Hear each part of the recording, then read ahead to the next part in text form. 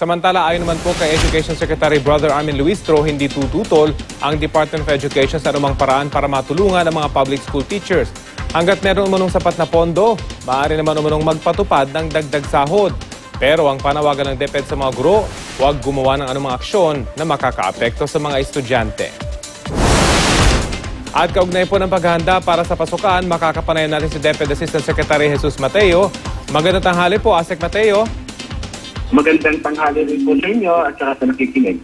Opo, kumusta po ngayon yung isinasagawang Brigada Eskwela sa mga paaralan? Natutuwa kami. Ako po ngayon nasa Coronadal eh. Kasama ko yung Regional Director natin ng DepEd, si Dr. Alan Tarnacio. Tapos yung iba tating mga kasamahan na opisyales, sa ibang lugar naman sila tumutulong sa Brigada Eskwela natin. Opo. So dito sa Coronadal, madami po nagpa-participate. Parang fiesta nga ang atmosphere. Opo. Ano po yung observation ninyo? Palaki ho ba ng palaki itong proyekto ito ng DepEd? Dumadami yung mga sumasama para tumulong? Dumadami po yung tulong na nakukuha natin, pati yung mga volunteers, no?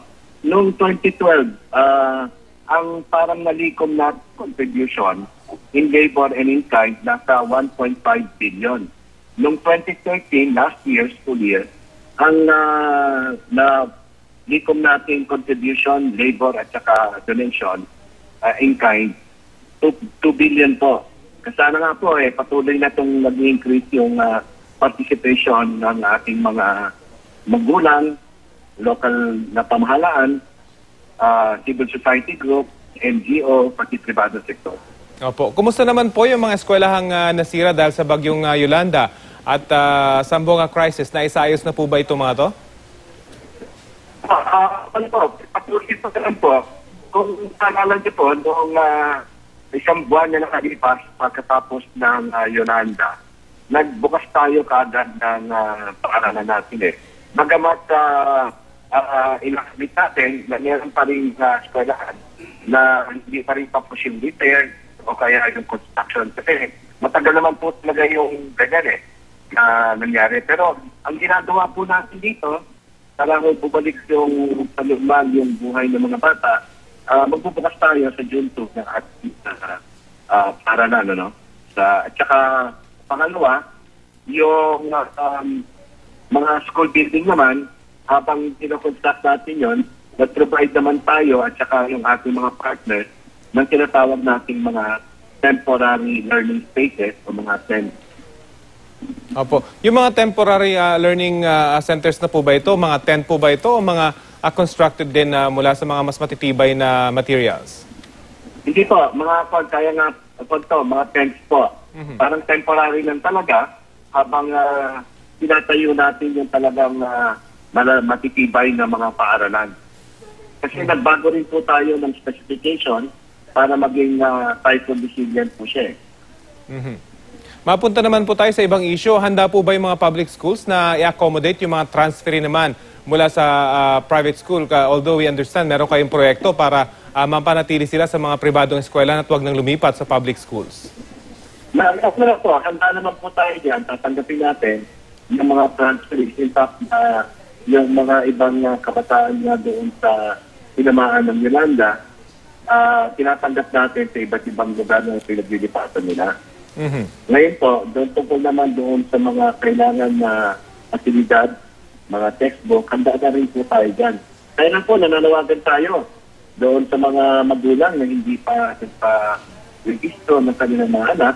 Meron pa silang panahon, pero ang mahirap lang yan, kung congested na po yung ating paaralan, baka hindi mo matanggap doon. Tatanggapin po natin isang malapit na paaralan na hindi congested po. Opo. Asek, base po ba sa monitoring ninyo, marami pa yung mga estudyante mula sa mga apektadong lugar na ito ang hindi pa nagpaparehistro para mag-aral yung kanilang mga anak? Hindi naman po. Yan ang closely monitor natin. Natapos na naman yung sila yung iba nga, bumalik na rin doon sa lugar nila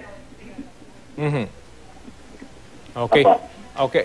Ano po yung sinasagawa ng DepEd ngayon para naman mas pagandahin pa yung kalidad ng mga pampublikong eskwelahan? yung mga nasalanta po dun sa Bagyong Yolanda ay patitibayin na. Ito naman pong hindi pa nasasalanta, may mga gagawin po bang upgrade ang DepEd? Meron po, sa tulong po ng DPWH yan, tungkol doon sa mga naapektuhan ng Yolanda, talaga pong binado na natin yung specification para sa gano'n na maging typhoon resilient siya. Pero siyempre mo, sa improve mo ng specification ng isang gusali, medyo pataas po yung ating cost. So itong proyekto po ito, pag-upgrade sa ating mga eskwelahan, lalo na sa mga areas na alam nating laging binabagyo, kailan po magsisimula? Meron po bang timetable? Kung sa mga bagong kukonstruct natin, under the new school build program natin, yan daw pong bagong specification yung gagamitin natin. Okay, sige po. Maraming salamat. DepEd Assistant Maraming Secretary salamat din Jesus po. Mateo, magandang tanghali po sa inyo.